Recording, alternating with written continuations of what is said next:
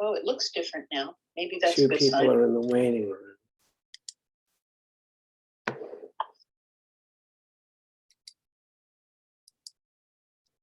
Here we go. Admit. Oh, amazing grace. Admit. Recording in progress. Hey. Hello, everybody.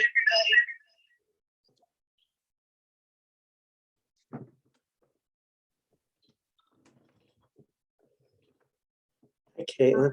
We were having a little trouble connecting. Hi, Hey, there's Jim, and Luke. there's Luke.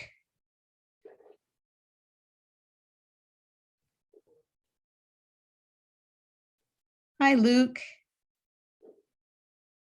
Tim Egan is with us for the first time. Hi, Tim. Tim, you can unmute yourself. I'm so used to being muted. Hello. No. I would like to start by way of an apology by saying that I have COVID. And so I'm vaguely under the weather here, but I am going to plow forward with Merrill taking the lead at this meeting. And we are very grateful that Gordon is here and that he's so dedicated that he's chosen to be here despite this horrible disease. Thank you, Merrill. And that we don't have to be with him and he's in the safety of his own home. Here I am, very near I'm ready to jump back in there. Oh, good. Looks good. So let's see, we actually have a quorum. So we could potentially start, but it would be nice to have everybody on board. I know Susan Baker is planning to be here. People are in the waiting room. So here's Susan. And here's someone from an iPad. Good.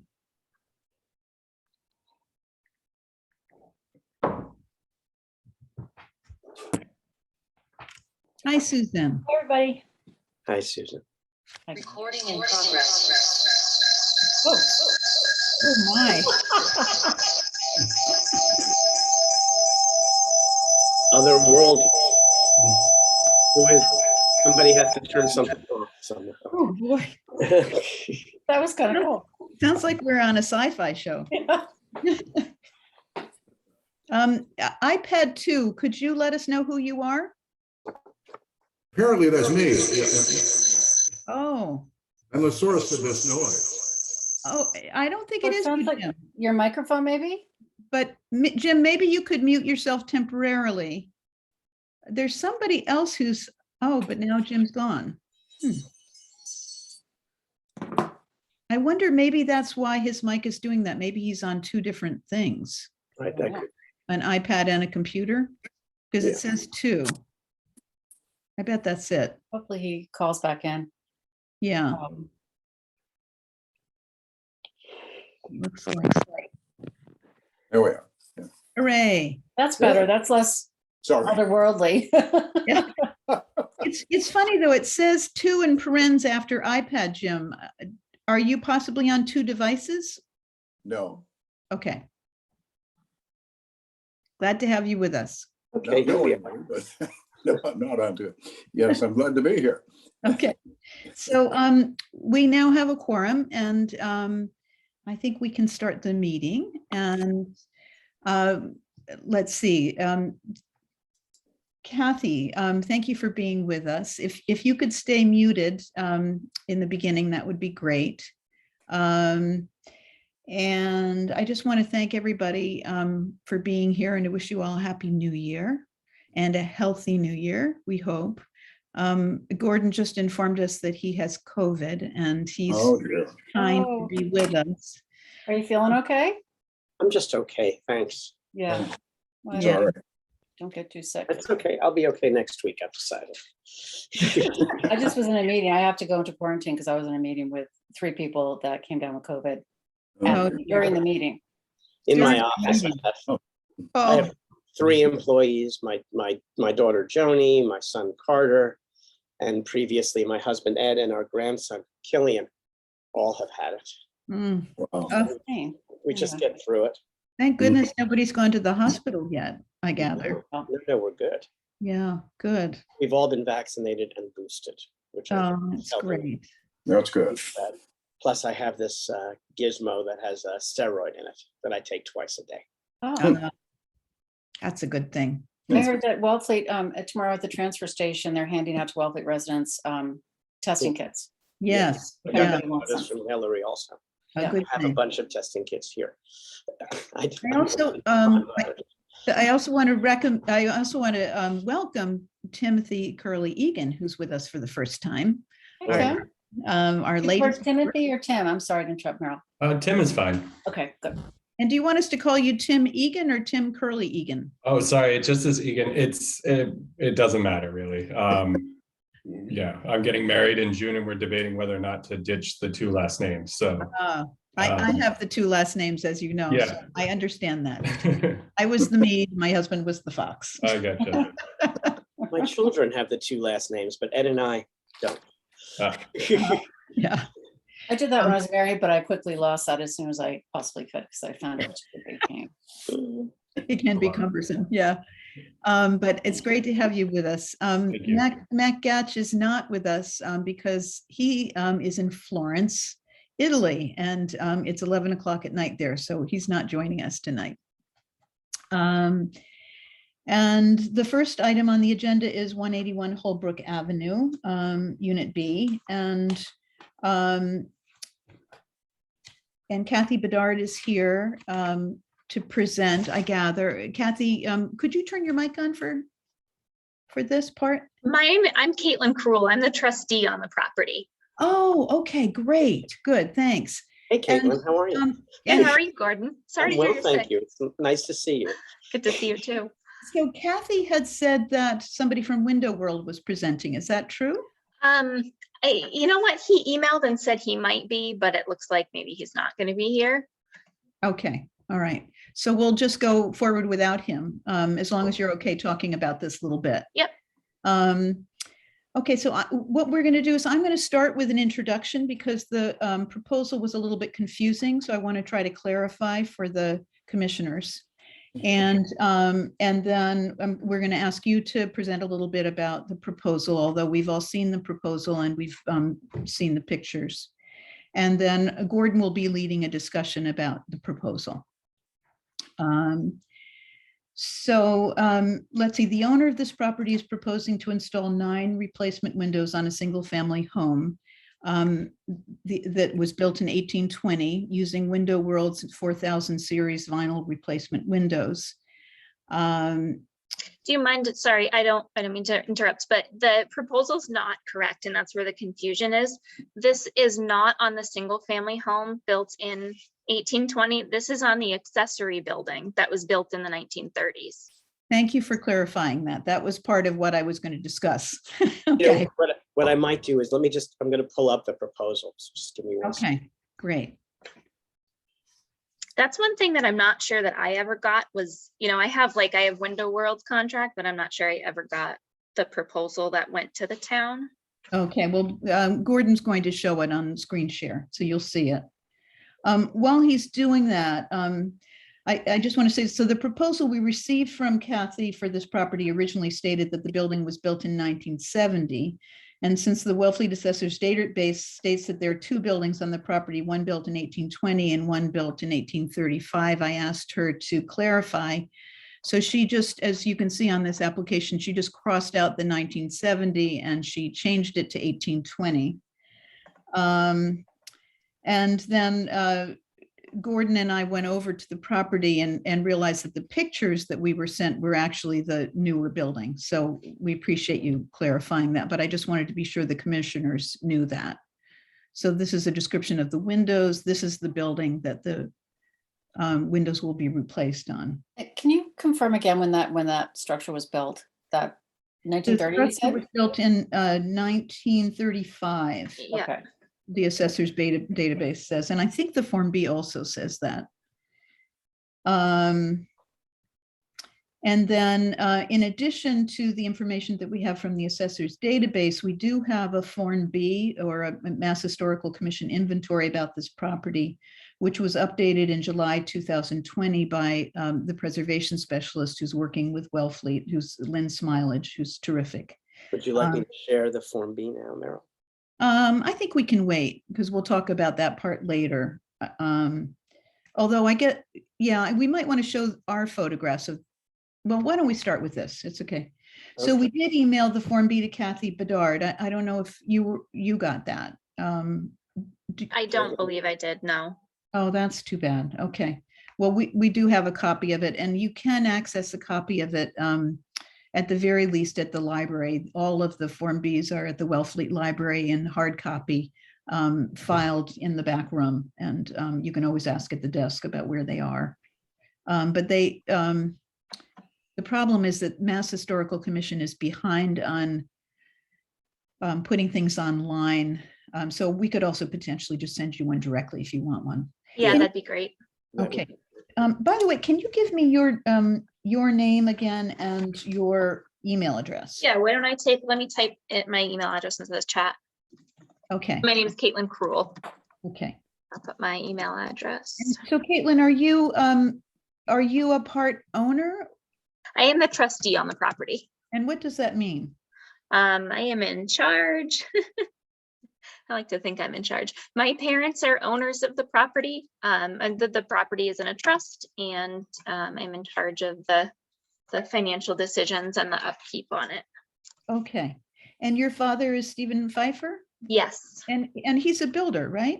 he is. Yeah, he He, actually. however, has no, he, however, has limited input these days. He doesn't have the capability to work the way that he used to.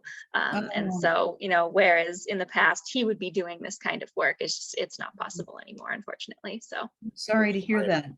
I actually live in a historic house in Wellfleet, and he worked on our building, and I'm very grateful. Oh, for the really? work he did. Yeah.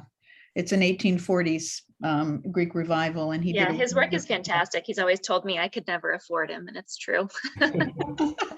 But no, he did a lot of work, on the property over the years, but for these bigger projects, it's just not in the cards anymore. Okay, that's too bad. Okay, so let's see. Kathy also sent us 2 building permits for vinyl windows that had previously been approved for the property, and she questioned why the property was referred to the Historical Commission this time when they weren't previously. That's my question as well. Because Okay. I have the 2 building permits from the work that was done last year, and on both it says, is this in a historic district? And it's checked off no on both A and B. Right. Yeah. I tried to share those just now, but I'm having trouble doing that. But I believe that it should have been checked that it's in a historic district. Well, it not only that, but it actually says, are they historic buildings? And it was checked that they weren't historic buildings. And Yeah, one of them, as I noticed that, I don't know if they were different for a reason. One of them says, is this a commercial historical property? No. The other one says, is this in a historical district? No.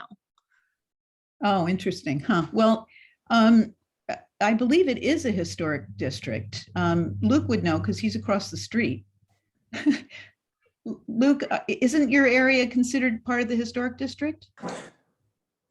Yes, it is. Okay, thank you. And both of the houses are over 75 years old, and in Wellfleet, that makes them historic buildings by Wellfleet's definition. So it seems that there was, I don't know where. I would imagine probably just the wrong box was checked and it, kind of slipped through the cracks for lack of better terms. Yeah, I did talk with the building department about it, and it happened during the time that they were between building inspectors. So it was handled by the secretary, and she said she must have neglected to double check the date of the house. And unfortunately, the application for the building permit doesn't require you to put the date of the house in. But that's why you're coming before the Historical Commission. And unfortunately, the 2 building permits should have come before us and weren't, because we've had this, I don't know if you know, but there have been several different building inspectors over the last few years. Okay. Yeah. Yeah, sorry, that was my question, is why the building permits had gone through. I didn't know if we had seen both, because we got sent through both building permits for the Unit B and Unit A in the email that we got. But I Yeah. didn't know if Unit A, which is the original house, had gone through us as well. No, neither went through us, which is a problem because it's a very special historic house, and it was surprising to see that it was checked as being not a historic house on that particular application.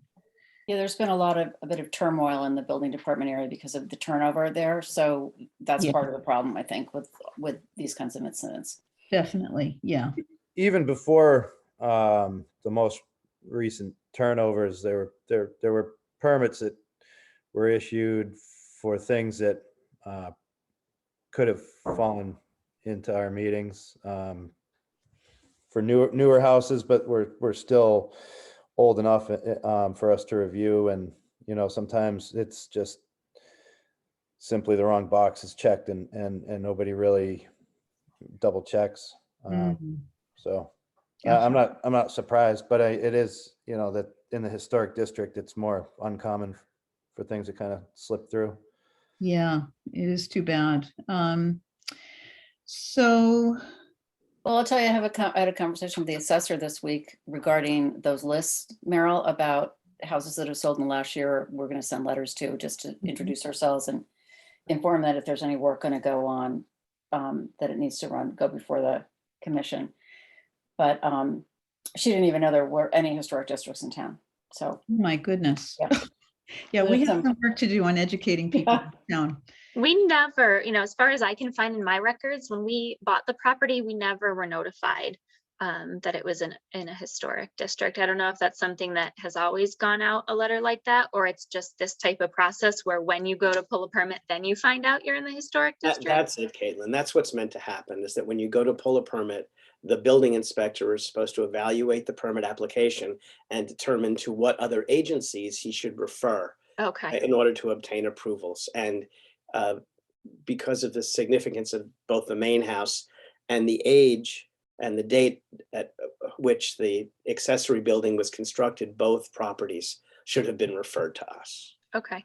Yeah. And the other thing is that buildings are not required to be in the historic district to be referred to us.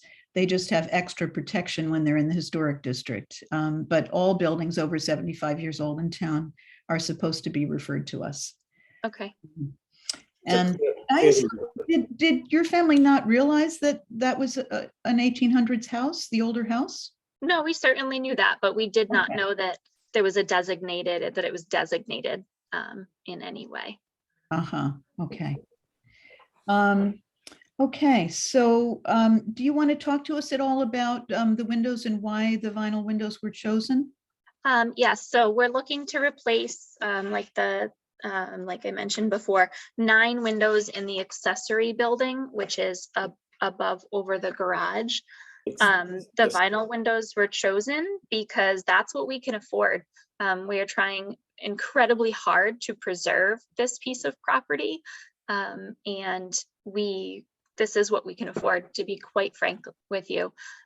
We need new windows. We need that building to be a bit safer. We do rent that building. We do have families stay in that building, and we need better egresses, and we need that building to be a bit safer than it has been in the past. And that's why we're looking to replace the windows. And are these the windows that you have used in related to the previous 2 permits? Yeah, so last year the house and then some of the windows in the accessory building were done. Hold on. Most of these windows are in the back of the building, and they're replacing these like old, like louvered windows. I don't know if there's this picture right here. Those windows up top are just these old louvered pieces of glass that don't always open or shut anymore. So Mhm. that's where most of these windows are going. And then a couple of the awning windows that are in the building as well. Yeah, that style. Uh-huh. So Gordon is showing photographs that we took when we were there, and the building that's beige colored is the one we're talking about. And the building that is white is the older building on the property. Right. Correct. And that's not what you're talking about. You're talking about the gray. building. Correct, just the beige building. Right. Right, yeah. This is the older house. Right. I love those windows. Those are great. Mm. Now, Meryl and I observed when we were there that some of the windows in the older house have been replaced. And have those been these vinyl windows that you've used in the older house too? Some of them, yes. We Mhm. have slowly replaced windows over many years. But when Window World came last year to replace them in the main house, yes, they are the vinyl windows. Mhm. This is the house from the road as you go down from Holbrook. It's totally charming, beautiful. It really is. I love the view from the top of the driveway. Yeah, it's really beautiful. It's very beautiful. And it's been lived in by some of, Wellfleet's finest families, as the Form B indicates. Yeah, I would love if you can send me that Form B at some point, just to learn anything more about the house that maybe I don't already know. Well, Would be interesting. Yeah, Lynn Smilage has done a wonderful job of researching these Form Bs, and it's very thorough. These are all the people who've lived in the house as far back as we know. Nicholson's, Everson's, M. Burton Baker. I believe there's a beach named after that particular baker, Susan. There is. Oh, neat. Robert Morton, and then I knew the Greenmans. I knew as yeah. far back as Greenman and Freeman, but I've never seen further back than that. Right. So Yeah. it really has been just really a part of Wellfleet history. I mean, Yeah. it's just, significant architecturally and also in terms of community. Right.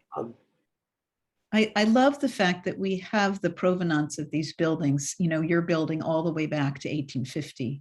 It's, of course, it existed for 40 years before what we have, but it's remarkable that we know who've lived in the house for that long. I'm just looking at the 1980 photograph here, which Yeah. is so lovely. So my proposal is that we talk about the windows on the newer building, because that's what the proposal is about. Since we were Yes. given the date of the older building, we would like to have a little bit of discussion about that as well. But let's start with the newer building and that proposal. Does anybody else have any questions about this? Again, I'm sharing the application that Caitlin submitted. Here are the jalousied windows and the awning windows. Caitlin, may I ask you, are you replacing all of the windows that are here? No, some of those have been replaced little by little throughout the years, and there's a few that are staying. I don't remember off the top of my head exactly which ones are not getting replaced. I know all of the ones in the back there, those are getting replaced. And the one over the kitchen sink, because you can't, the way the kitchen sink is, you can't open it where the sink is. Yeah, there was I know that one's getting replaced. I'm sorry, I don't mean to make you dizzy. Just I'm looking for something. Hold on. Here we go. And then two awning windows. Oh yeah, okay. The two awning in the kitchen. Living room windows being replaced. Oh, yeah. 3, And then those 4, 5, porch 6, back porch. ones. And those are the jalousied windows. Yeah. The ones that move back like that. I'll tell you, it's hard. What's hard for me here, and you and I discussed this briefly, is that we really disfavor vinyl windows on historic buildings, and particularly those in the historic district. And this whole situation is complicated by the fact that you were issued permits in the past and have actually installed these vinyl windows at various places in the historic buildings specifically. So I'm a little bit at a loss, because you'll recall that as soon as you submitted, I reached you and I explained that, and you were startled because you had already done it. And I was startled that you'd already done it. Mhm. So I guess our concern here is And I understand that there are financial constraints, and we don't intend to put anybody under sort of undue financial stress. And I know that you guys have been through a lot. But at the same time, we're concerned about just vinyl windows in the historic district. And recently, for example, there was an application on Holbrook, a bit closer to Main Street, and they had asked to install vinyl windows, and unquestionably, we just said no. And they installed wood windows that were clad. So I don't know. I'm just putting that out for discussion. Have you looked at the alternatives in wood windows? Like, have you been able to find anything that would be a similar price to these that would work versus vinyl? I would have to look into that. I haven't. I can't imagine they're a similar price. I know that Anderson does a wood window. I had Anderson and Window World at my own house here in Western Mass recently, and Window World quoted me $4,000 and Anderson quoted me $23,000 for the same windows and the same job on vinyl. And so I would have to see what Window World has for if they have any other options. What we would really be looking for is a wood window that's clad or painted. Yeah. I mean, that would be really terrific. I don't know if I have. I had a Window World brochure here recently, but I don't know if I have one anymore. Because I think either you or your mom had mentioned to me that you guys have already given a deposit to Window World. Yes, we have. Right. Yeah, they require a third of the payment up front to make the windows because they custom make the size. And Can I just jump in real quick? What are the windows currently in this, not the main property, but in the side property that we're discussing? What are they made of now? they're wood. I would imagine they're wood. I know that the little awning ones are wood, They're wood. And but the ones in the way back, these jalousie windows. yeah, so I guess there's wood in between. Yeah.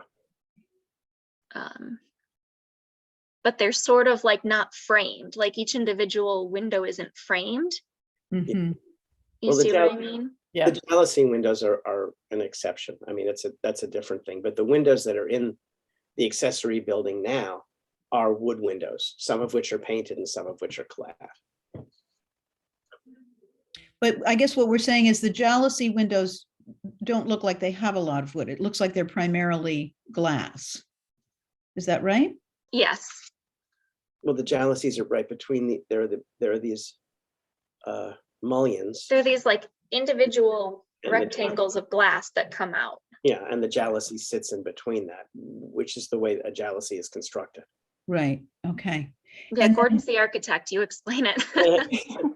Yes, he does it very well. We need him. He and Luke both.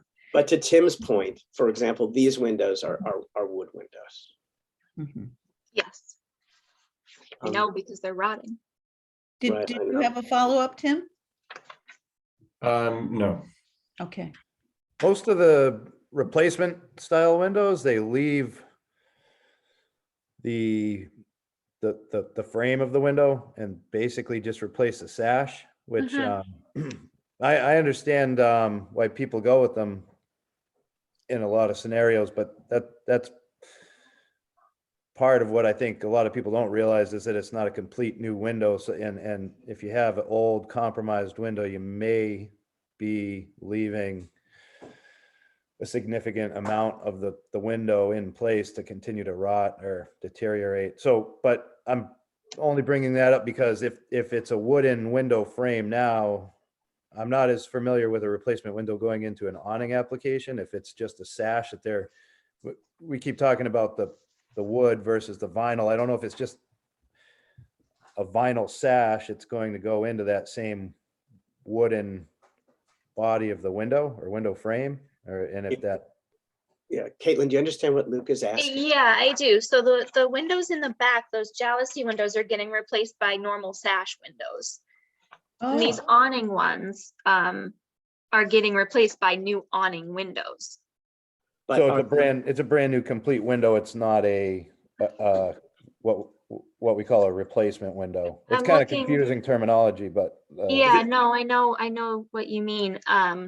In other words, if you're just replacing the sash, you leave the frame of the old window Right, against the siding and you. right. the Yes, operable that, frame with the as far as I know, that is what Window World is doing, because they've told us they're not doing any construction, well, that's what's referred to as a replacement a window. replacement window. Is Yes, basically a new sash going into the existing body or frame of a window. Right.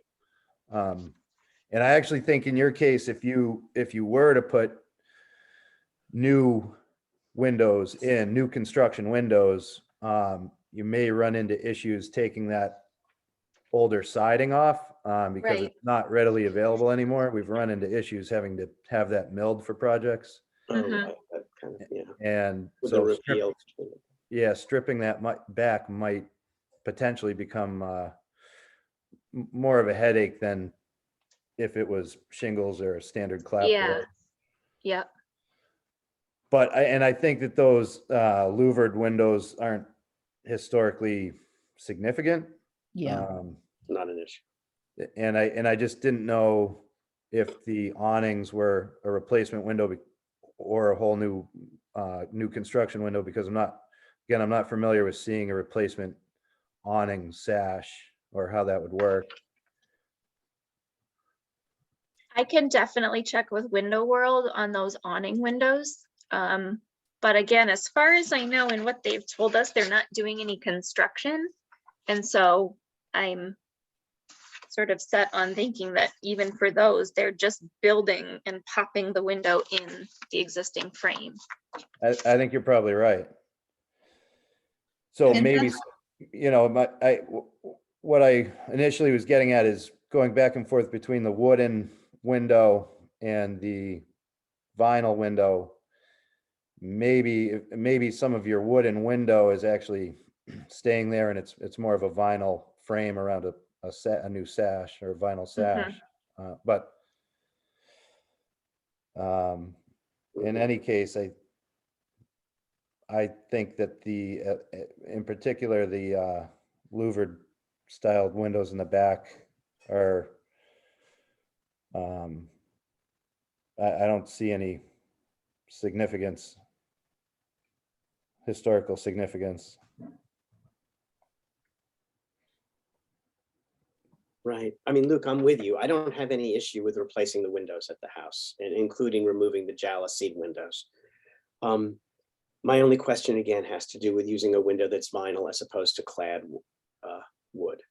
Sure. And I'm not real familiar with Window World windows. There's Harvey Industries and all these other products, and I don't know side by side what the differences are, what's a superior product, or I don't know Window World. I've seen the ads, but that's about it. Right. But Caitlin, you've used them before. Yes, yeah. And I mean, I've talked to my dad about, he's been a contractor for 40 something years, and he's, he kind of said the same thing to me about Anderson that I learned through having them give me a quote on my home, is they're selling their name and they're not necessarily selling a more superior product. And it's, when you have an Anderson replacement window, it's not as high quality as a new Anderson window. Yeah, I agree with that also. I toured the Anderson factories in Minnesota, and it was kind of a touchy subject in their conference room, the differences between the replacement window lines and the new construction windows. Mhm. And also the same with the Anderson windows you can get at Home Depot, or a line just produced for Home Depot. Right. They're not nearly as good. Well, you've already given a deposit to Window World. Correct. Yes, I because wonder if- they custom build the windows, and so they require a third of it up front. I wonder if you could find out if they have a wood window that's available, a wood clad window. I can definitely call tomorrow and find out if they have a wood window, a wood option. That seems like the first step. Now, is the board imagining that this needs to be for all of the windows, or would the vinyl windows be okay in the back where those windows that we're replacing are not historically significant? I think based on our previous actions, the board would prefer that no vinyl windows be used. And what if we can't do it? I guess that's kind of my next just practical question is, what if I cannot replace those windows with wood windows financially? Then we have to talk about it and work together with you in a collaborative way to do the best thing that we can do.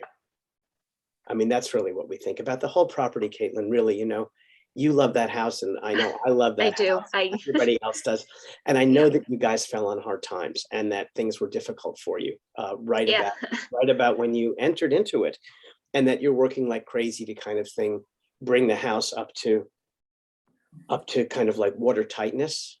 Yeah. And all those sorts of basic infrastructure issues. And I guess what we really want to say is we're here to collaborate with you. We want to help you with it.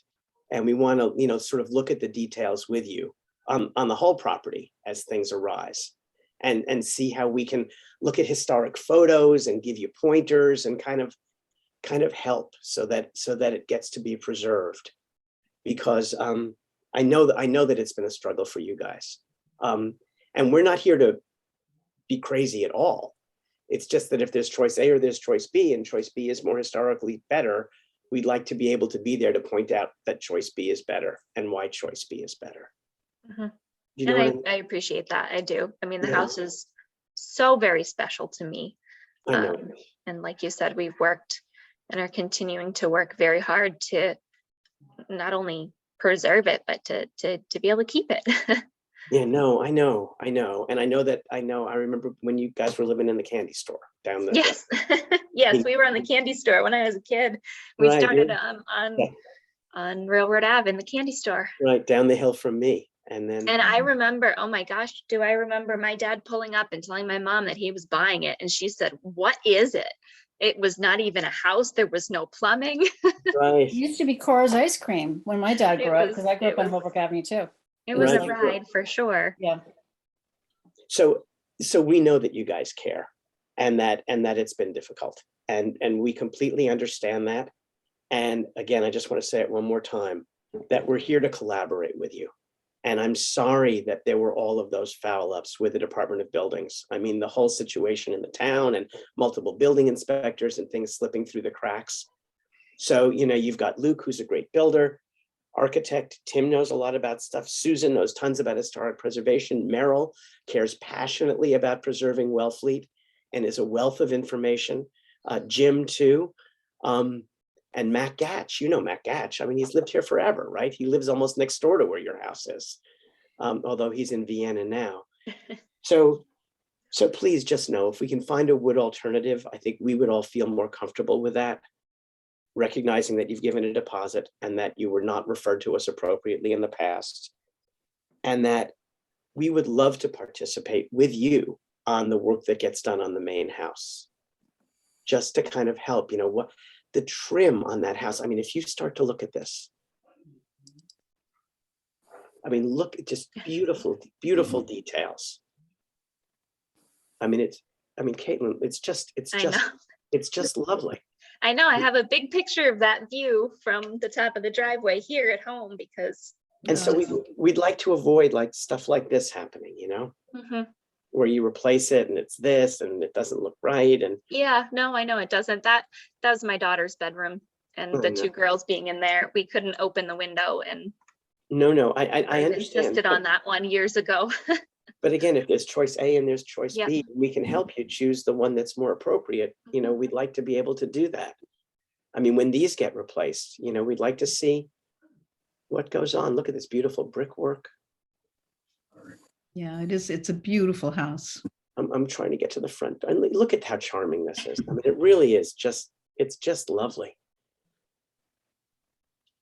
And of course, I mean, the historic buildings are such a major part of what gives historic windows are a major part of what gives historic buildings their character. Mhm. And it's going to maintain the value of the property if you can find a way to have the buildings continue to look historic, even if they're new.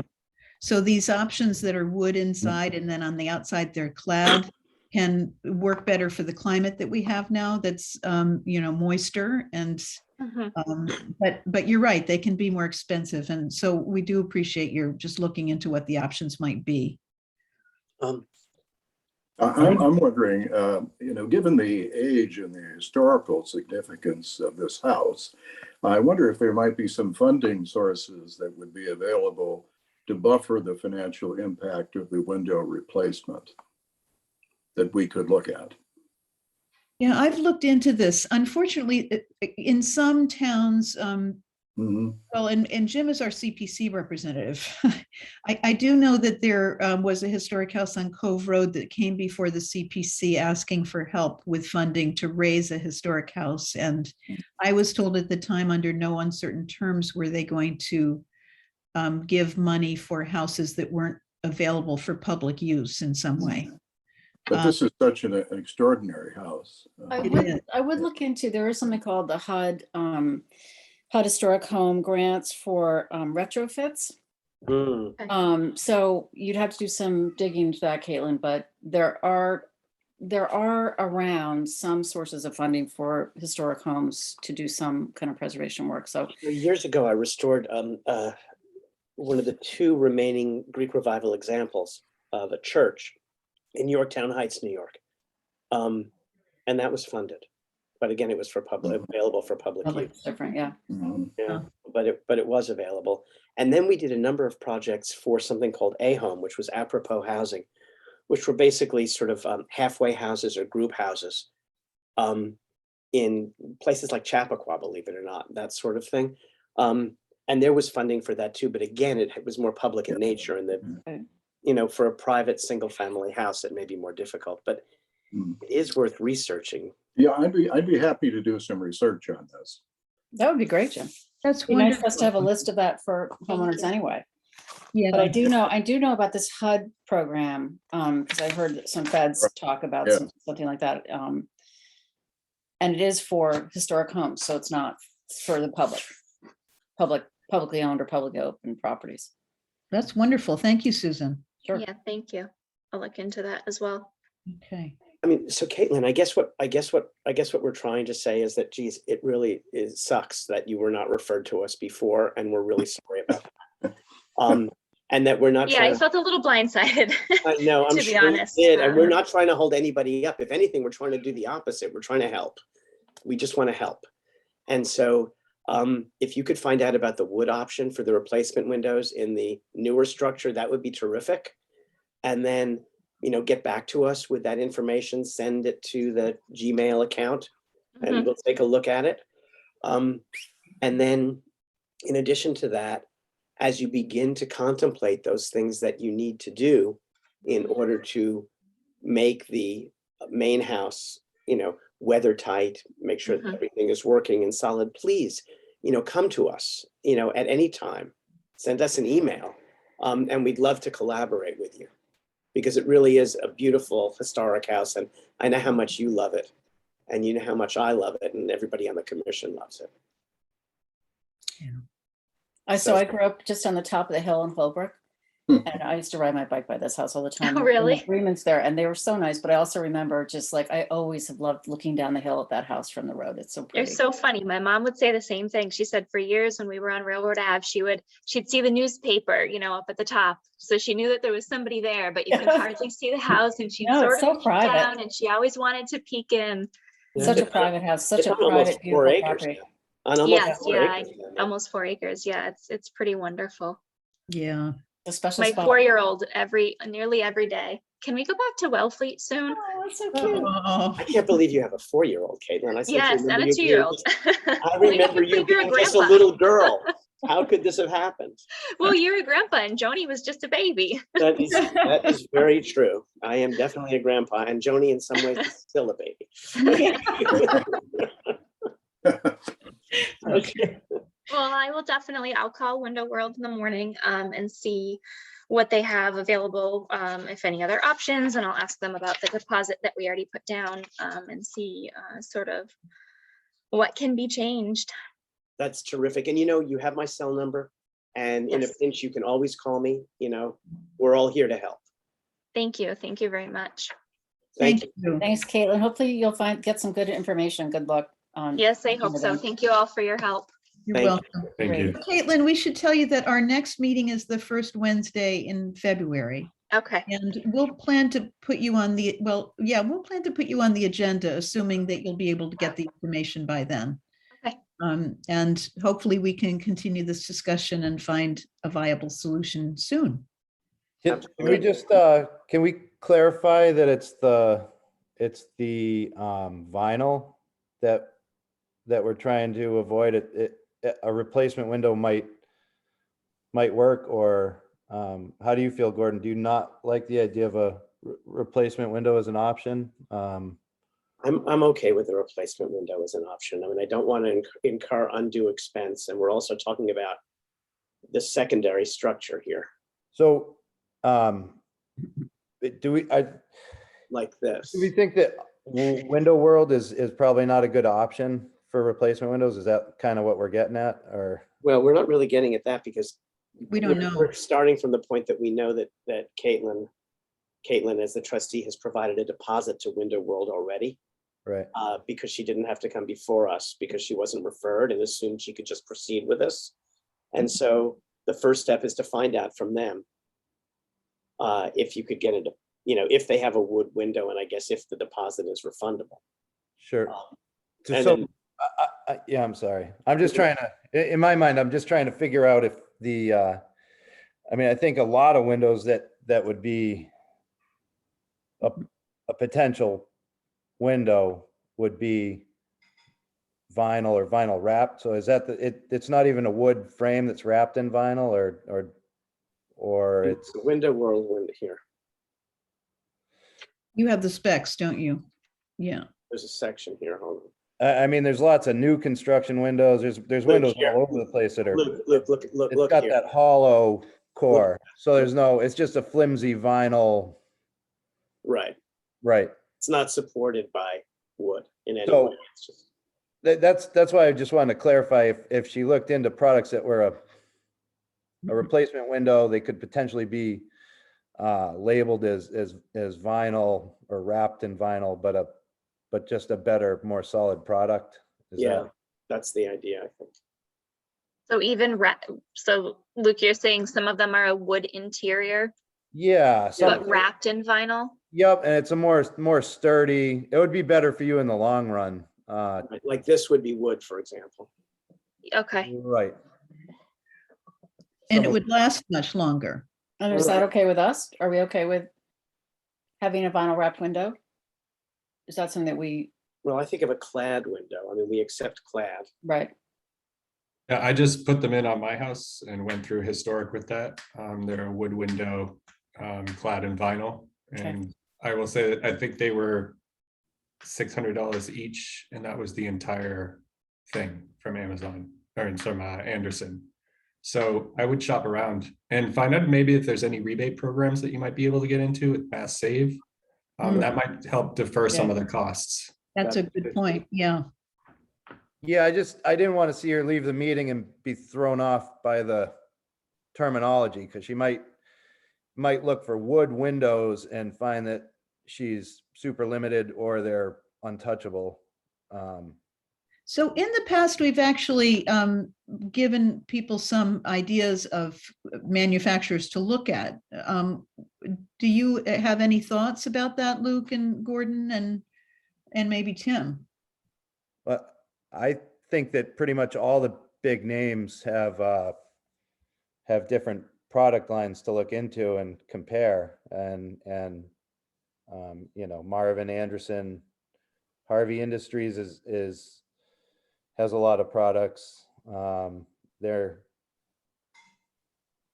okay. I mean, so some of it comes down to personal preference, and so that's where ironing out some of the terminology and what's acceptable and what isn't. I agree that this is probably not a great window all in all, and I think it would help safeguard her also. I think in the future, it may fail. I'm not trying to trash window No, work, I but appreciate it.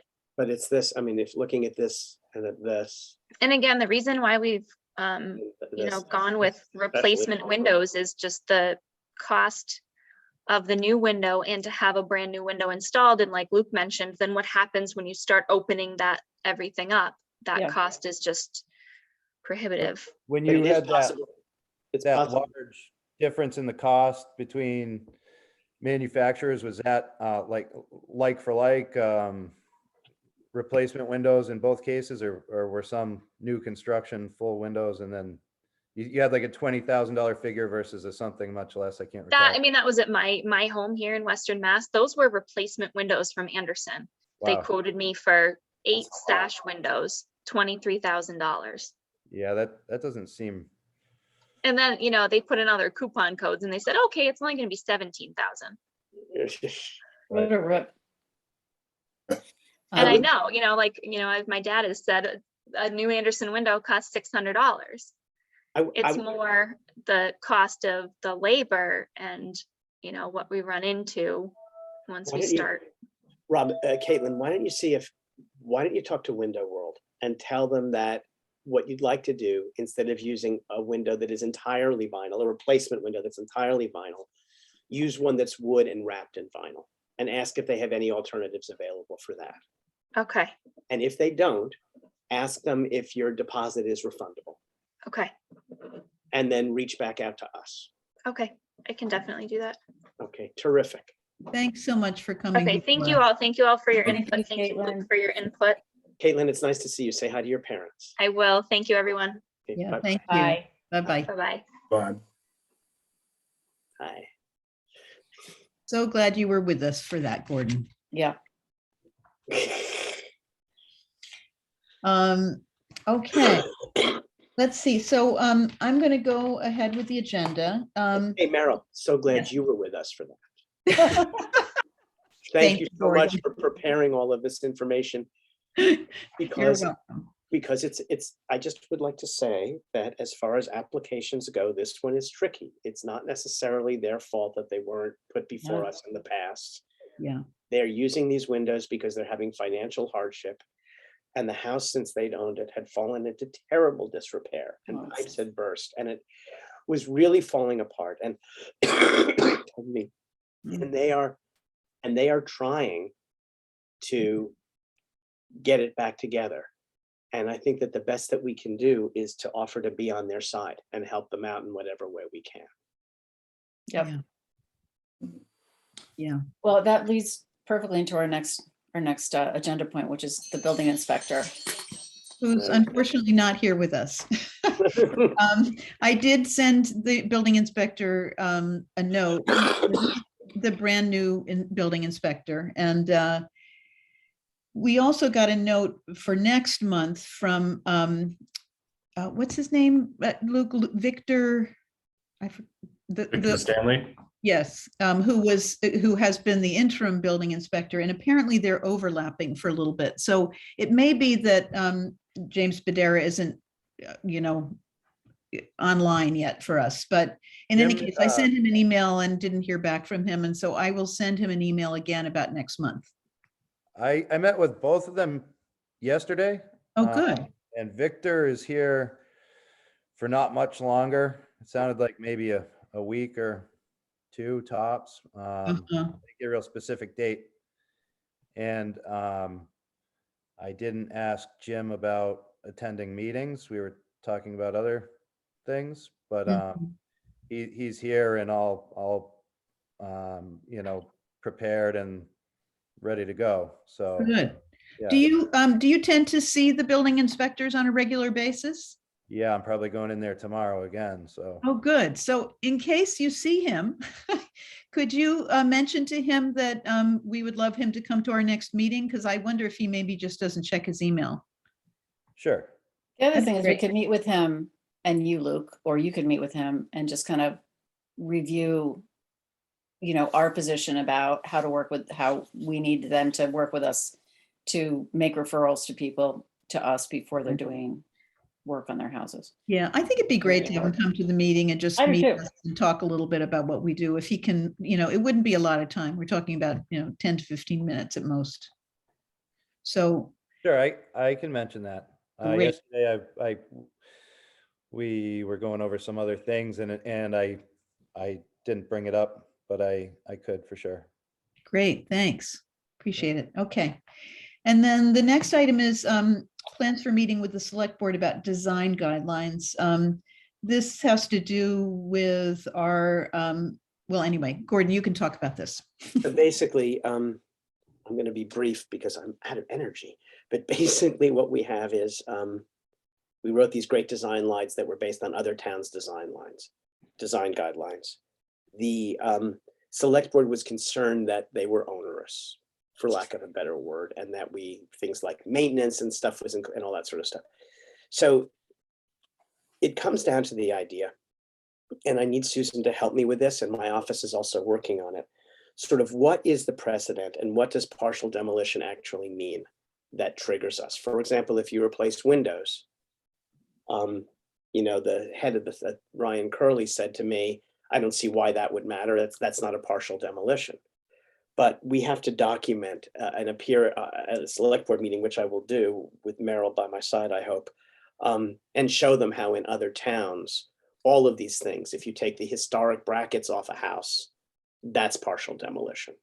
So I guess what I'm trying to say is we're looking for standards throughout Massachusetts and other places, from the National Trust, from other historic preservation districts, as examples to bolster our case that we are not being onerous, unreasonable, and that we're simply asking for what other towns already do. And the idea of writing this down is, in fact, that the board does not become now or in the future arbitrary, and that we have standards that apply, and standards that are not dependent upon, Gordon and Merrill and Luke and Tim and Susan and Jim being here, but we establish an institutional memory and institutional standards so that the board can move forward in a more reasonable way. Because frankly, when I came on the board, I realized we're a little seat of our pants, we're trying our best and we sort of know what we're doing, but we don't want to approve this for that one. And so if we had standards, then we could just say to people, we don't accept vinyl windows on houses that were constructed after, before 19, whatever the date is, in the historic district. And those design guidelines, they're in the corporate drive. I can't remember anymore, and I don't. Where are the design guidelines that I'm not sure if they are in the drive. There is something that Jim and Gordon and I worked on using design guidelines from 3 other Cape Cod towns, and we actually made ours more liberal than even Provincetown. Yeah. So they, so in terms of the standard of what other towns in Cape Cod have done, they're reasonable from our point of view. But I'll send you a copy. That would be great, because there are all sorts of federal and state and preservation organization standards that we can kind of do a kind of a. So Susan, what we have to do, we have to do kind of a matrix of that sort of thing. Like a graphic that we and can. then I need to be able to cite that. We're not going to have much time before the select board. Right. But we can send them a packet ahead of time with a bunch of these things. And then appearing before the select board, I can say, for example, in these towns, preferably towns that are similar in nature to Wellfleet, as opposed to, Concord Hill, right? Yeah. This is what they do, and this is the way the National Trust for Historic Preservation views these circumstances. And we're really basing what we do on those standards softened by Wellfleet. For example, in Chatham, they say that if you put a dormer window on your house, it must be centered above a window below. So we don't care about that because we're Wellfleet, right? And we'd rather not have everything so centered. Right. We're a little funky here. We're a little funky, and we like that funkiness. All groomed. So we don't want to restrict people in that way. Right. Everything has to be this, Benjamin Moore simply white, low luster, blah, blah, blah. That would not work in this town. Right. And also we don't want it to work in this town. Right. But we want to be able to capture things like if you replace your windows, then, they should be this kind of thing. Anyway, so I can send you a copy of those, or Meryl or Jim or That somebody. would be great. And I can dig around. We And then can you and talk- I can talk. And you have my cell phone number. I mean, I think I had sent it to you at one point. Oh, I probably do. I can get it from Meryl if not, but Yeah, but wait till you feel better and then we can, when you're ready, get in touch with me and we'll Yeah. pick it.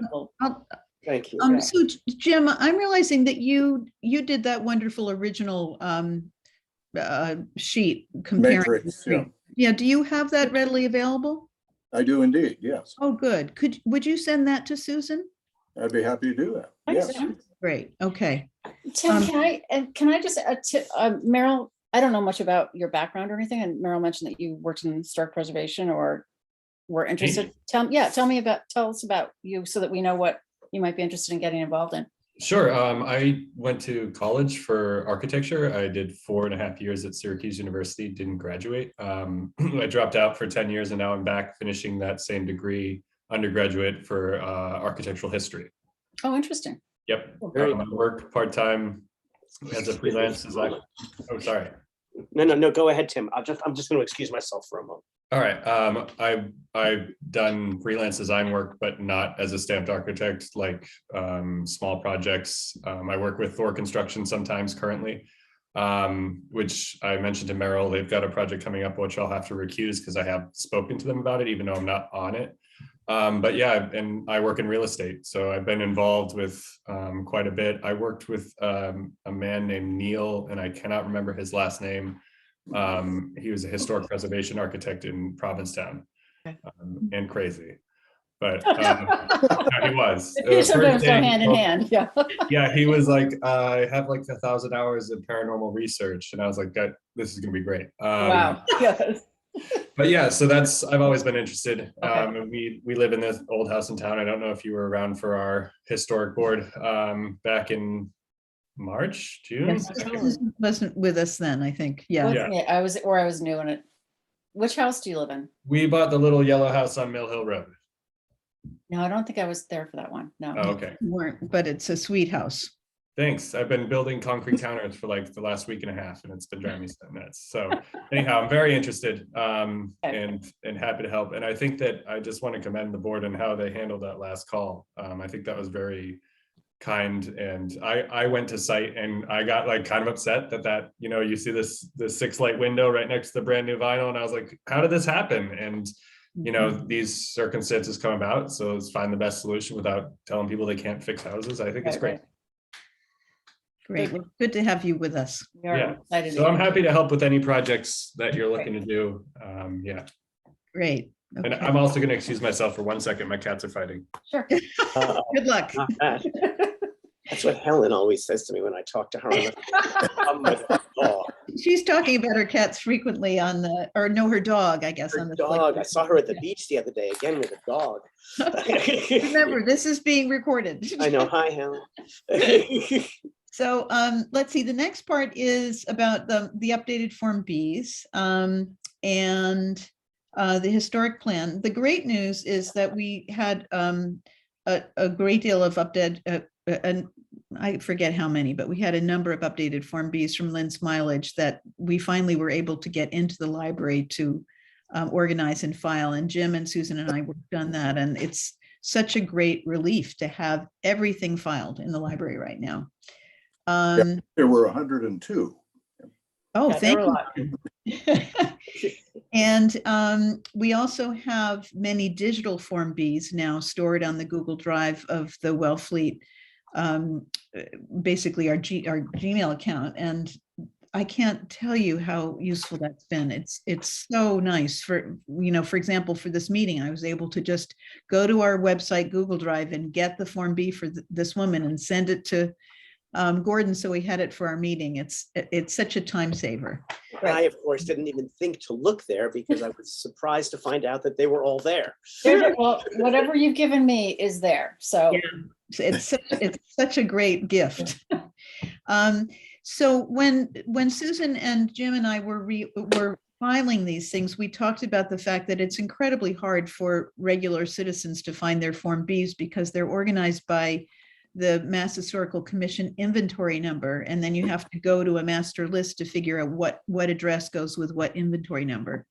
And we talked about the fact that it would be much easier for everyone to access Form Bs on properties at the library if they were basically alphabetized like our historic survey that we have of all of the properties in the town, and done by street name and address alphabetically.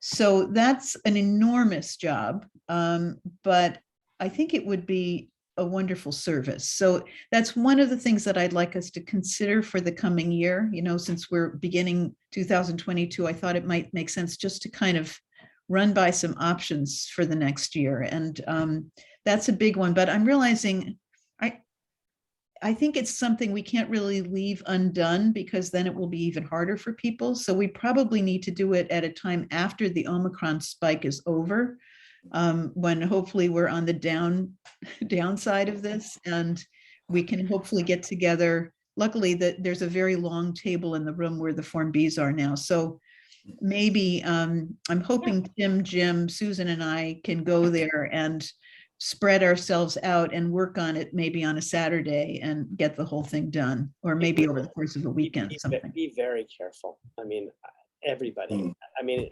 seriously, in New York, everybody, we've all. I have to go into quarantine now because I was in a meeting with 3 people who had COVID and didn't realize it today. We've all switched our offices to remote. Yeah. Co-ops and condos are requiring proof of vaccination from all workers, Yeah. and limiting the number of people who are permitted to work in an apartment at a given time. I mean, it's just everywhere. Yeah. And the truth is that, you know, with 3 vaccinations and this cortisone inhaler my doctor gave me, I'm going to be fine. And I know I'm going to be okay. But there are a lot of people who are not okay. Yeah, there are still people getting really sick from it who have been vaccinated. So Getting really sick who are vaccinated, and I we don't all wanna need to get have it. our Lante well. And it's just. So we will not ask anyone from the commission to take risks that could risk your lives. This is just an idea for the hopeful future where someday life will feel more normal. I don't know where that is, but Right. I don't think it would be hard to do. All we have to do is like get file tabs and put alphabetically have the name of each road, and then put the Form Bs in there. That's really it. It's just a administrative paperwork thing. Yeah. Well, and I suppose we could figure out a way to do it so that we take turns going in there. It just seems like it'd be more efficient to do it together. But I don't think anybody's going in there looking for us right now. Yeah, we won't do it now. So, all right. So the next item on the agenda is creating a historical commission website. And this has come out of the fact that I'm tearing my hair out about the fact that it's so difficult to even make small changes on our website. And every time we have a meeting, people who are coming before us can't seem to find the applications. They can't seem to find our section of the website. It just seems like the website on, our portion of the town website isn't serving the purpose it should serve. And we could do much more with a website if we had one of our own. So, the idea would be to have a website, for example, that has the application on it that's readily available. Has all the information that we have currently that people don't seem to be reading about what we're doing and what our values are and what our mandate is. And then just basic things like our email address.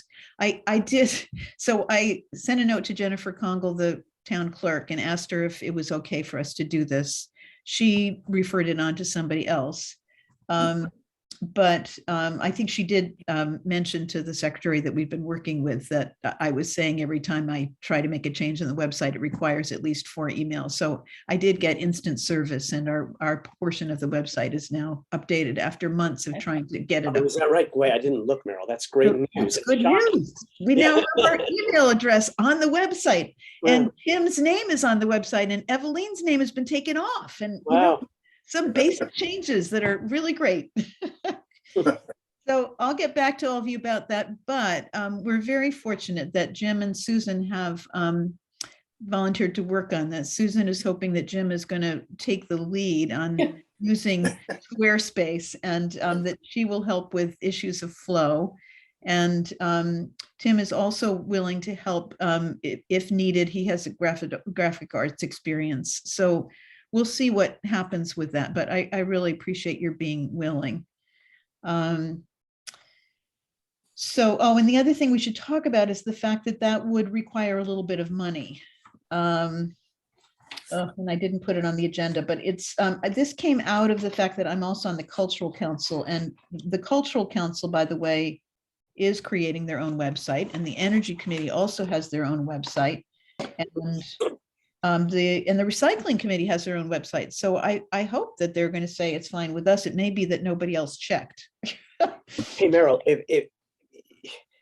if how do people find the website to these other places? Do they look at the town website, and on the town website is a link to the? It'd have to be linked, yeah. Yeah. They Right. can look them up directly and find it on So the Google. but town then must they- know about it because they put the link on their website. Yeah. Yeah, you Good would point. think so. Yeah. Yeah, what was I going to say? Oh, by the way, I Googled Wellfleet Historical Commission to see what I would find. What'd you And find? it's very bizarre. What comes up is an agenda from 2010. It's just,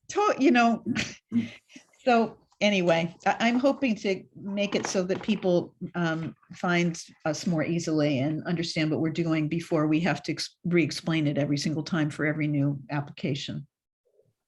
So that's another thing that's a possibility for the coming year. We had talked about maybe collaborating with the Historical Society and Museum on an event for L.D. Baker's birthday, which is in mid-March. And I communicated with Lynn Smilage about that because I thought it might be fun to do something about all of the homes that L.D. Baker owned in Wellfleet and why, because he owned, I don't know, at one point, Hundreds. the majority. Probably Yeah, some of them all. She thought that actually wouldn't be a very interesting presentation. So I also contacted Randy Bartlett, who did his PhD on L.D. Baker because he got access to a chest of materials that apparently was originally in Bell Vernon. But I haven't heard back from him. And I'm beginning to think, and then Gordon said, do we really want to take an approach that's focusing on L.D. Baker, the man, when our focus is much more about the buildings in town? Actually, I met with Lynn because I'm going to be working on redesigning their exhibit space for the L.D. Baker exhibit space, which is really, from a good. museum professional's point of view, horrible. Ah, And so my point is, what do you want people to know about this man? Do you want him to know about his connection to Jamaica, his impact on Jamaica, his connection to Wellfleet and his impact on Wellfleet? You don't have to, instead of like his, I don't know, his whatnot filled with stuff. So we'll see what happens with that. But I think it's I think it's probably a separate thing. And they're really basing all this on reopening the museum too. So I don't know when that will happen, given COVID and Omicron. So yeah, okay. So I'm thinking maybe we scrap the idea of doing this collaboration. We already basically did a collaboration about the historic houses in Wellfleet. right. And my thought is we do have money in our budget for another workshop of some kind. When do we have to use that by, Jim? We have until the end of this calendar year to exhaust the 2019 grant, and then we'll be able to get an additional $20,300. The CPA has approved our application for funding for 2022. Yay.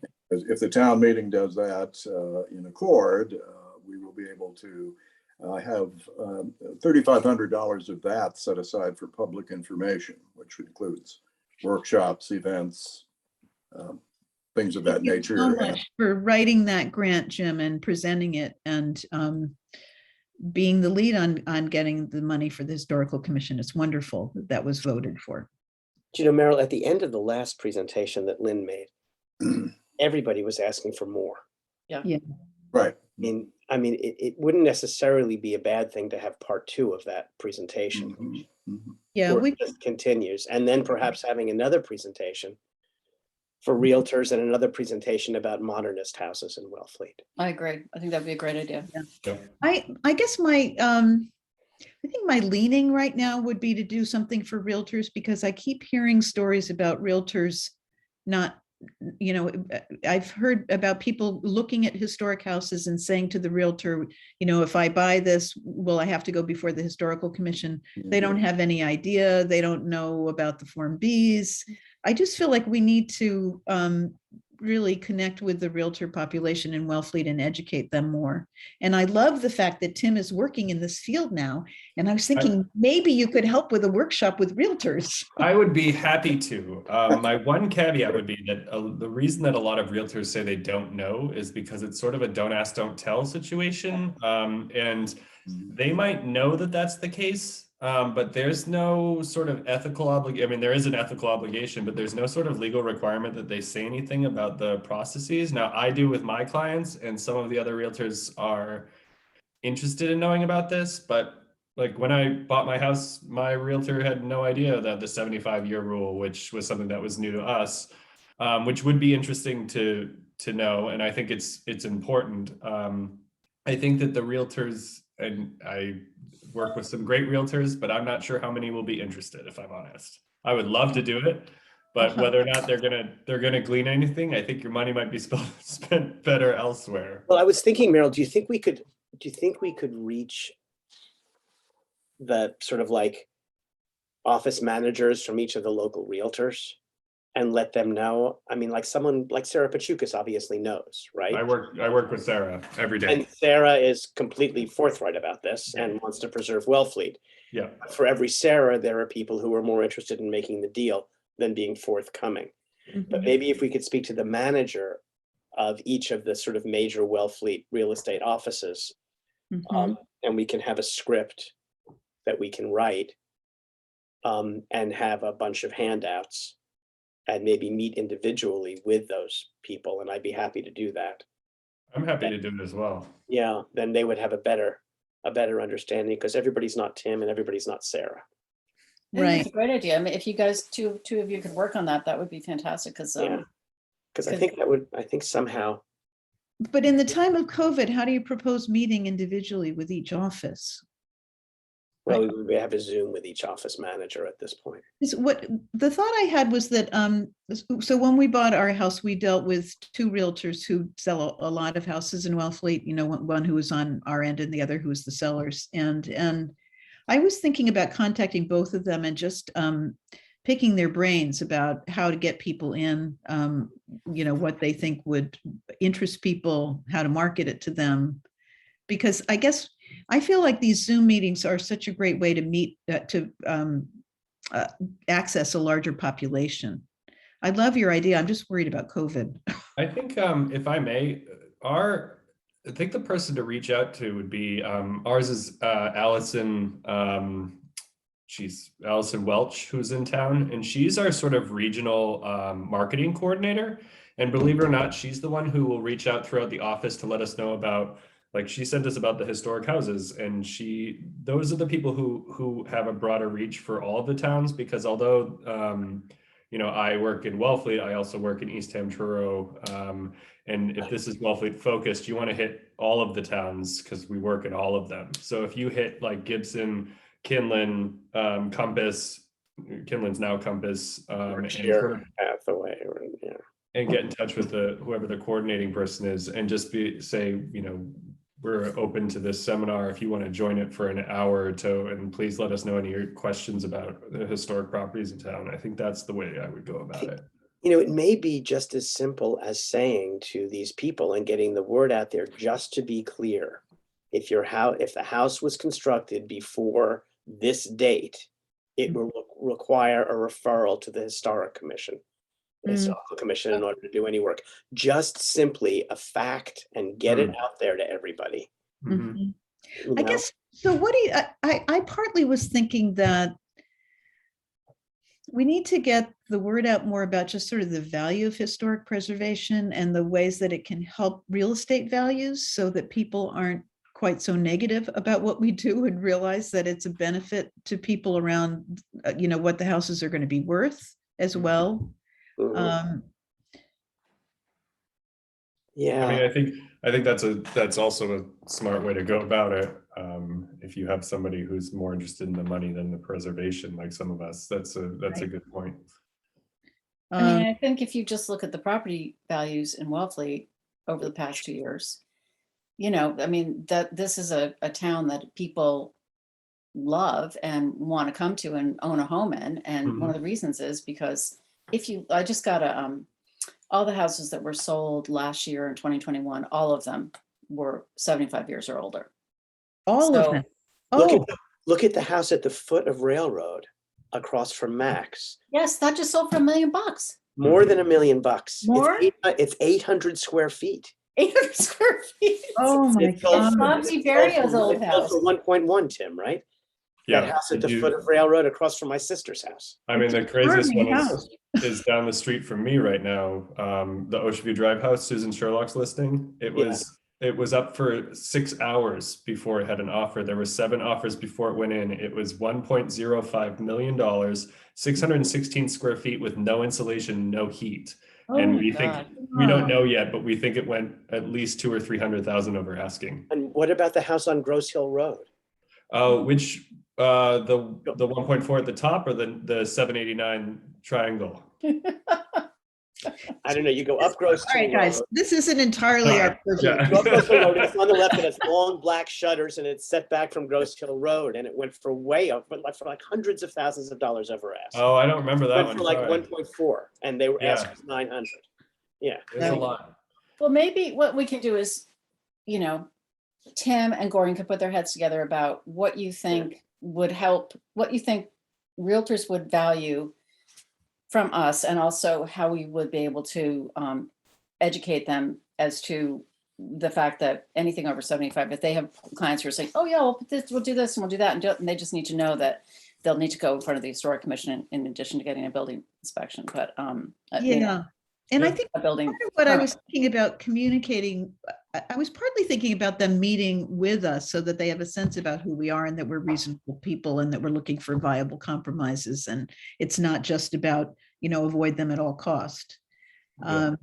So but that would be great if you could work on it a bit. And I'm certainly glad to be consulted with along the way. And I'm sure Susan is too. And yeah. Tim, I'm happy to talk to you by phone or when I feel a little bit better next week and I'm over this, we can sit on my porch and have a cup of coffee and talk about it. That sounds good. Okay, that's wonderful. Thank you. Okay, so I'm putting down Gordon and Tim on that. Mm. Okay. And then the last item is about prioritizing projects, and I'm realizing this meeting has gone on for a while and Gordon's not feeling very well. So I'm just going to quickly run them by and tell you what I'm thinking, and maybe we don't have to talk about it a whole lot. We can do that another time because we've got a whole year to think about what we're going to do this coming year. But the first thing is already happening, which is that Susan has created a letter to new homeowners. This is part of what we're talking about educating people. This has been done in the past by the Historical Commission, and apparently it was dropped. But I spoke with one of the previous chairs, and she said, "Oh, you aren't doing that any longer," and it hasn't been done since I've been on the commission for the last few years. So we are going to be sending out a letter. Susan kindly is, as the secretary, going to be sending out a letter to each new homeowner of a historic home to congratulate them on owning a historic home, explain a little bit about the Wellfleet Historical Commission, and send them the Form B on the home, and let them know that we're available to consult with, just to try to kind of spread the word about what we're doing and why. And I'm so grateful to you, Susan, for creating that letter and meeting with the assessor to talk about that. Do you want to talk at all about your meeting? So I'm gonna, I don't know if I'm gonna be sending all, I think many of those properties don't have Form Bs that I'm aware of. So the ones that have Form Bs, I'll print out and I'll send along with a letter. The ones that don't, at some point they'll get them. I'm not gonna, it's not really topical to that. They can, in the letter, the content of the letter, it mentions macros and how to access that information. So it's signed by the signatures, Gordon and Merrill as co-chairs. And I'm assuming you don't want to sign that. It's okay if it's just your names and you don't have to actually sign them, right? Yeah. Good, good, good. So I'm gonna stop by town hall tomorrow and see if I can get envelopes with Wellfleet, with the town of Wellfleet on them, just so that it looks official. And if I can get a bunch, then I got 63. The assessors sent me all the houses that sold, and I was incorrect. She sent me a list of all the houses that were sold that were over 75 years old, and there were 63 of them last year in Wellfleet. Wow. So Oh, I'm sending out 63 letters, and then she's going to send me an email every time another house that old, 75 years or less sells, and I'm sorry, I'm like, it's been a long day. She'll send me an email so I can send a letter out to them as they come up. So that's what I'm doing. Okay. So that's hopefully great. people who own these homes will be more aware, and they'll know to go get it, come before us when they get their building permit or before they get their permit. Yeah. That sounds great. I guess my only worry about referring people to Macros is that it's such a clunky system and it's not. We just mentioned it. You and I went through this letter before and we mentioned it. So I think it's fine. I think you can go to our website, you can go to the town's website. There's a link to that. We mentioned there's a list on Macros. There's also at the library. So I think that's fine. Is the historical commission email address in the letter anywhere? I think so. I hope so, because I just printed out all 63. Yeah. All right. Well, if Just it's that they not, should maybe know we that they can should- look for the next batch. Yeah, Yeah. the I'm next pretty batch, sure it does. just, I feel free to reach out to us. Yeah, I think we say that. We do say, I'm sure the email address is on there. All right. And our address is on there. Yeah, it has to be. I just don't remember right now. Okay. So that will be going out, in the next week. Those letters will go out. Thank you. That's so great. Sure. Okay. All right. And then I've been asked by a couple of people why we don't have plaques to identify the buildings that have been floated in Wellfleet like Provincetown does. And I love those plaques in Provincetown, and it would be fun to do a project like that. But I did talk with Lynn Smilage about it, and she says she feels like it's problematic to do something like that when we just have oral history about this. We haven't had analyses of the houses to prove that they've been floated or flaked or whatever. It would be really tough because there just there's not a lot of documentation. There's a lot of word of mouth. Yeah. Okay. And I mentioned probably P-Town didn't have it either, but they were more liberal about their standards. But I guess I'll just let people know that we aren't going to be doing that. Well, it'd be fun if somebody, if someone wanted to do the research and see if there is documentation somewhere that supplies that kind of information. But that would mean picking through a lot of archives, and I'm not sure anybody's up for that. That might be a great graduate school As Meryl project. pointed out to me, you can get a plaque on your house. What'd you say? You can get a plaque on your house through our website now anyway. You can. You There's can. no- It just doesn't say your house was floated. That's all. It doesn't say it was floated, it just says it's old. Right. I have one on my house, it was here when I bought that. Yeah. So, when you go through the Form Bs, they always say, it's believed that this house was floated from. There's no documentation. But that's the only documentation. Yeah. So, okay. And so the last item is that apparently there's an effort on the part of the Mass Historical Commission to try to identify and acknowledge places that reflect the history of underrepresented groups. And so they're including Native Americans and, probably the Portuguese in terms of this area, and the Jamaicans and LGBTQ folks. And Underrepresented, no. There were a lot of Cape LGBT Verdeans who lived here, a lot of Cape okay, Verdeans yeah. in the early days. So Yeah, and so Sarah Korchef is asking for feedback on ways that people want to do that. I guess my feeling about it is that the Historical Society is doing a wonderful job with this issue, and that our mandate is more about preserving and protecting the buildings. And I feel like we have a lot on our plate, and I'm not sure we really need to do this. We're lucky to have a historical society in town, but I'm open to other people's thoughts about this and how much you want to get on this bandwagon. I'm with you on this one, Meryl. I think- totally agree with you. I think our- this is, I think this our plan requires is- some research. And I also think focusing on applications and what people are doing to their houses is really, requires even more effort than we put into it. I look at applications that are coming up in February. One of them is really quite complicated, and another one is a politically complicated one about nothing really. Oh, fun. I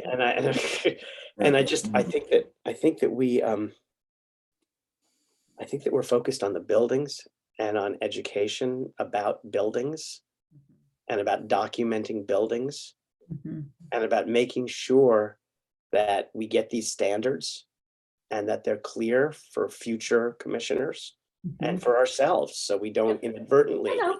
do something haphazardly. New member of the commission has just joined us. Hey, Hi. Good to see you. anyway, that's just my opinion, but I know how much time I spend going through applications and looking at the emails and all that, and it's a chunk. Yeah, good. I'm so glad we're all in agreement, and I'm impressed by how articulate you are when you're very sick, Gordon. I'm not sick and I'm inarticulate tonight, so you need to look bad. All the more so. I'm actually sick and I'm going to excuse myself. I think you guys. I think So we're good. Something the else? only other thing we need to do is vote on Susan's minutes. Oh, the minutes from 2 months ago when we met last. Right. Yeah, I guess we should have sent them out again. I didn't send them out again, but I did send them out a while ago and Yeah, asked for people's comments. I didn't get anything, so I'm assuming they're good to go. okay, so I'm going to make a motion that we accept the minutes from our November meeting, correct? I second that motion. Yes. Okay, and I guess, Tim, you can't vote since you're a new member, but the rest of us can vote. So I vote aye. Aye. Okay. Okay, so we're all Aye. good? Okay, all good. Thank you very much. Okay. And we will end there and look forward to seeing you all in the first week of February. February Great. 2nd, 5 Feel o'clock. better, Gordon. Thank feel you so better. much. Thanks, Feel better, everybody. and may the rest of you stay well. Bye, everybody. Bye. Bye. Tim, call me. Bye. Bye-bye. Bye.